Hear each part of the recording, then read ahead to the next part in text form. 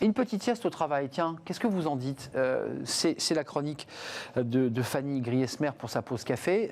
Certains, peut-être après une petite sieste, viennent prendre un café, c'est la pause café. Alors non, on conseille l'inverse. Ah bah voilà, oui, voilà ça commence. Le petit café avant la sieste. Avant la sieste, oui. c'est assez paradoxal d'ailleurs, parce qu'on pense que pas du tout.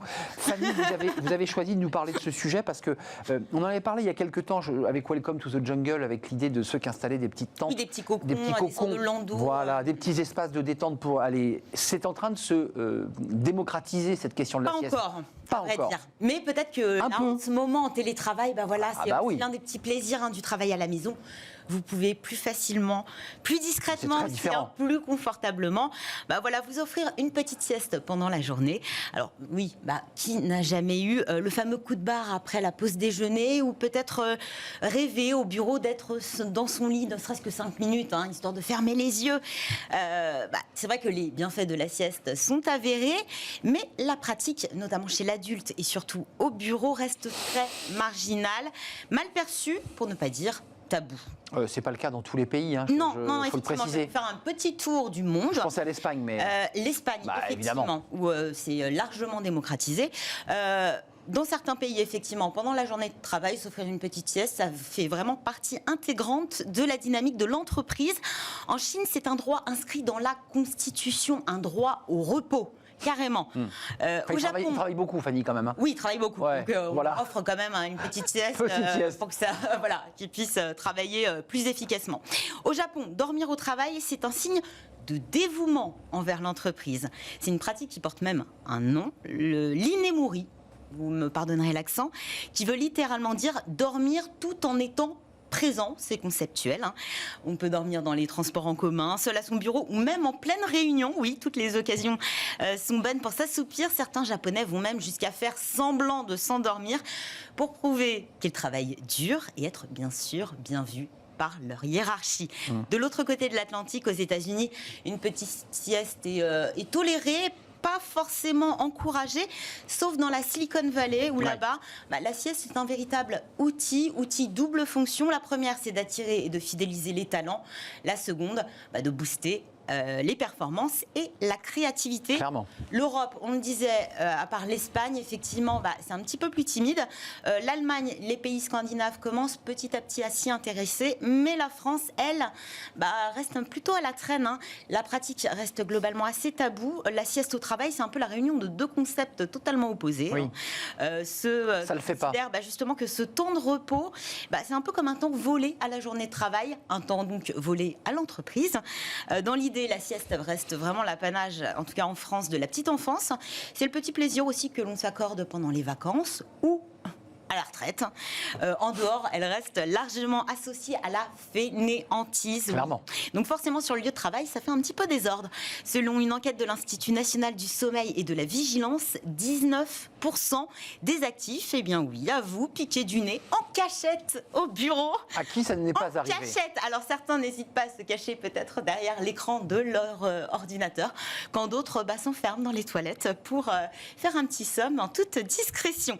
Pourtant, selon une enquête du cabinet de recrutement Robert Half, 47% des DAF sont plutôt favorables à l'instauration d'une sieste de moins de 20 minutes sur le lieu de travail. Donc voilà, la pratique, dans l'idée, oui. En pratique, moins. Il n'en reste pas moins que pour l'instant, effectivement, ça appartient plutôt aux entreprises, cette instauration de la sieste, et puis aussi de la mise en place d'espaces dédiés. Bien sûr. Effectivement, c'est pas forcément très confortable de dormir derrière l'écran de son ordinateur. Ces petits cocons. Alors, ou salles de repos. En parlant de ces salles de repos et de ces petits cocons, on voit ça davantage dans des start-up, les jeunes pousses qui font figure de précurseurs, voire d'ovnis. Et dans les hôpitaux, Fanny. Mais effectivement, dans la plupart des entreprises, on fait la sourde oreille devant un besoin naturel chez tous, même chez les plus grands. Ça va vous parler, célèbre. Cher Arnaud. Jacques Chirac, lui-même, fervent défenseur de la sieste. C'est vrai. Il a même rédigé une préface, la préface d'un livre qui s'appelle Éloge de la sieste, un livre de Bruno Combi. Dans cette préface, l'ancien président souligne notre humour populaire qui aime railler la sieste et ceux qui la pratiquent. Il juge également maladroit de confondre sommeil et paresse, avant de vanter les mérites de ce qu'il désigne comme étant une recette d'équilibre à la portée de tous. Et effectivement, Jacques Chirac ne s'y trompe pas, les bienfaits de la sieste sont nombreux, vigilance accrue, amélioration de l'apprentissage et de la mémoire, réduction du stress, défense immunitaire et créativité boostée. Plusieurs études qui mettent en avant les effets bénéfiques de la sieste en général, mais aussi sur les performances au travail. D'après les recherches de la NASA, un court repos permettrait d'augmenter la productivité, plus 34% Évident. tout de même, pour des siestes quotidiennes de moins de 30 minutes. Et vous allez voir pourquoi c'est important. Performance, santé, mais aussi humeur. Bah oui, je ne sais pas pour vous, mais effectivement, la fatigue, des fois, ça a tendance à jouer sur notre J'étais en train de faire humeur une petite et sieste. peut nous rendre plutôt désagréables. Donc une petite sieste peut avoir aussi son petit effet sur l'ambiance dans l'open space. Quelques mots sur le mode d'emploi, parce qu'il faut, faut quand même préciser que pour les Japonais, Fanny, je le dis pour ceux qui nous regardent, ce n'est pas des journées de 8 heures que font les Japonais. Mais quand Très peu de vacances et de longues journées. Quand ils font une sieste au bureau, c'est après 16, 17 heures, parfois même 20 heures de travail. Donc c'est vrai qu'en général, ils dorment même au bureau, pour le dire. Ils s'allongent et Alors ils dorment. combien de temps ils dorment, je ne sais pas. En tout cas, il y a sieste et sieste. Oui.